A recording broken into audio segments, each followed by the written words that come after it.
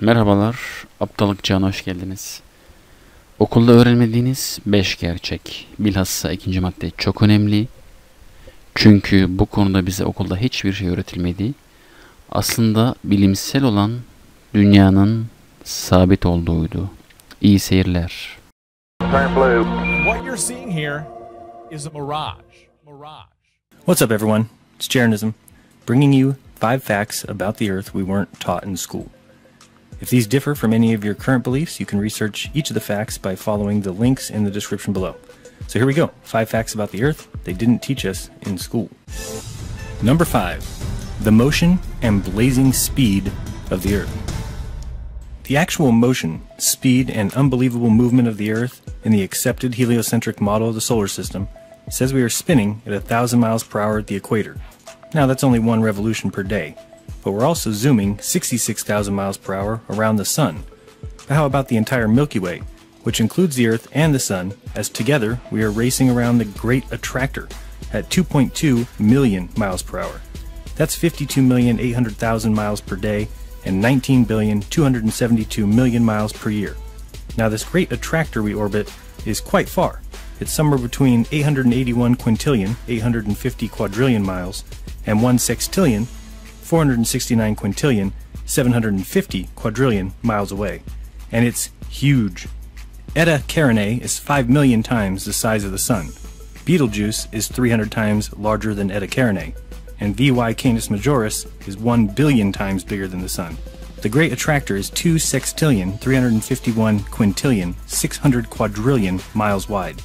That's 2 quadrillion, 719 trillion, 949 billion times the size of the Sun. And with all the distance and the crazy spiraling and turning, not to mention the yearly 585 million mile orbit around the Sun, on January 1st, the stars reset. And through all those 19.2 billion miles, the North Star, Polaris, remains in the same spot. And no one has ever felt anything. Number 4. The sphere goes way back. Did people 500 years ago, 1,000 years ago, 2,000 or 3,000 years ago believe that the Earth was flat? In school we are taught that Columbus discovered America and proved the globe. But now they call that a myth. They now say that no educated person after 500 BC believed the Earth was anything but a sphere. They even tell us about Eratosthenes, and that he measured the circumference and came within 2% of our current 24,901 mile equator. That was back in 275 BC. It is a cute little story, but clearly one of dreams and not reality.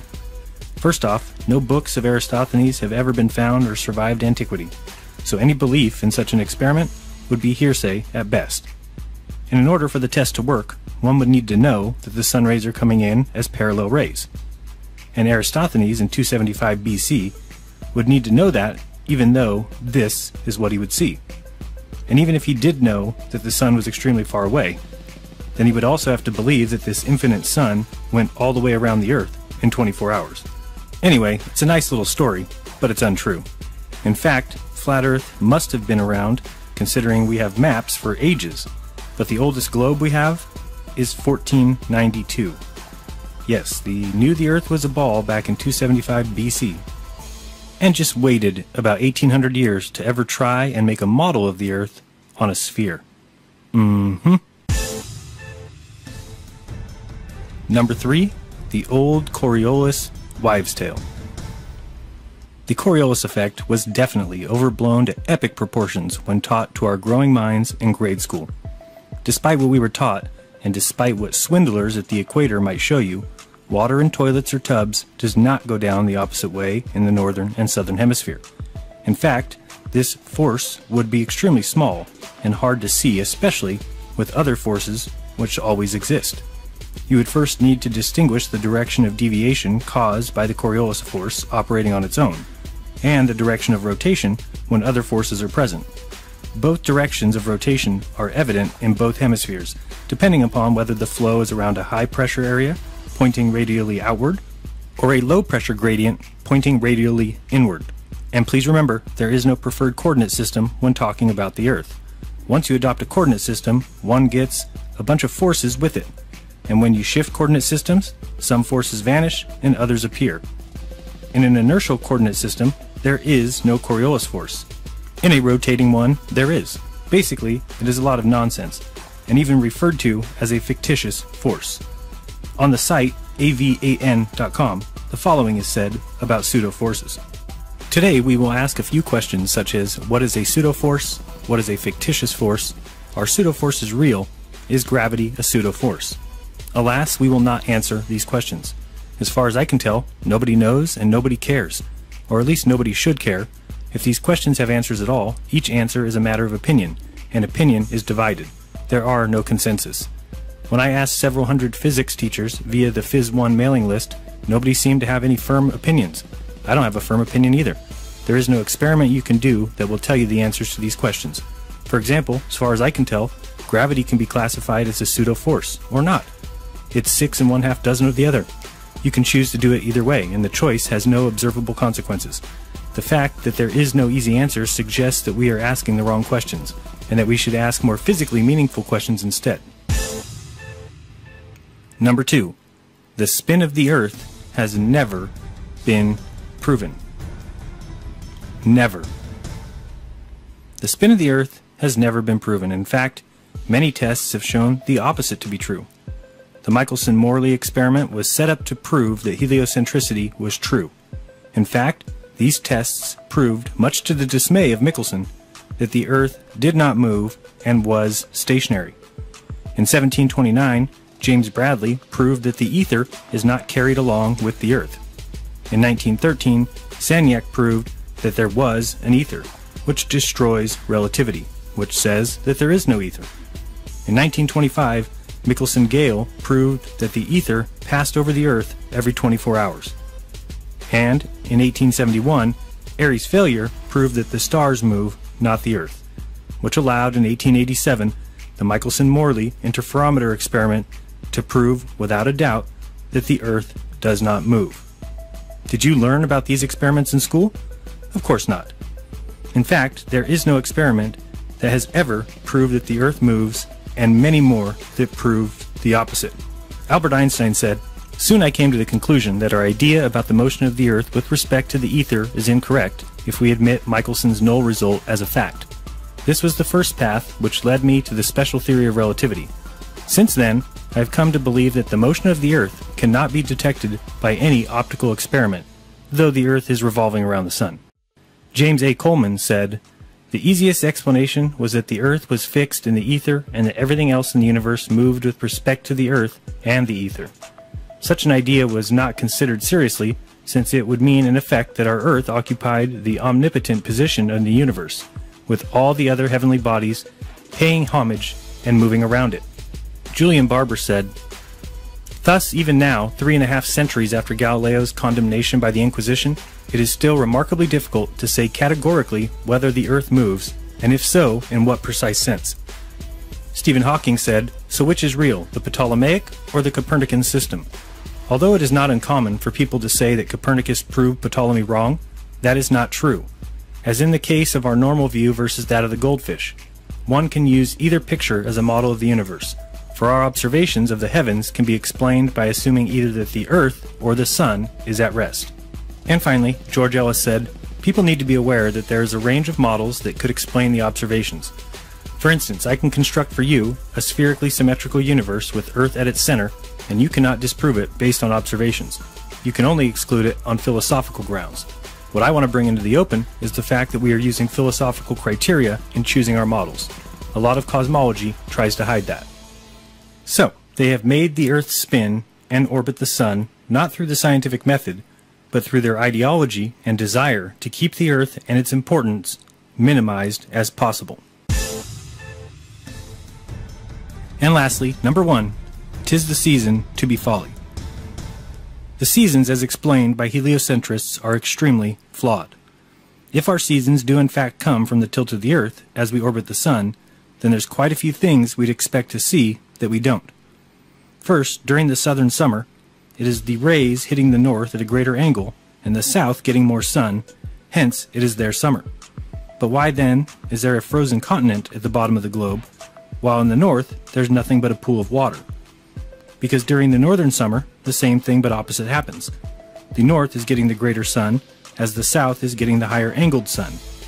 Why then do we have this pool of water and no North Pole ice cap? So if, as we are taught, the tilt led to the seasons, then north and south would be the same. Also, we would expect to see hotter temperatures on Earth in the south. Why, do you ask? Well, there's a little known fact in the heliocentric model that the Earth is actually closer to the sun during the southern summer. Yes, that's right, if you live in the north, during your winter, the sun is closer to the Earth. By how much? By 375 Earth diameters. So we should see signs that the south is slightly warmer than the north. Well, do we see any signs of this 375 Earth diameter difference? The south has a frozen continent. The north does not. The north has 14 of the hottest 15 temperatures of all time. Lastly, let's take a look at the difference between 70 degrees north and 70 degrees south. Virtually, they should be close to identical. If anything, the south should be slightly warmer and more nurturing for life.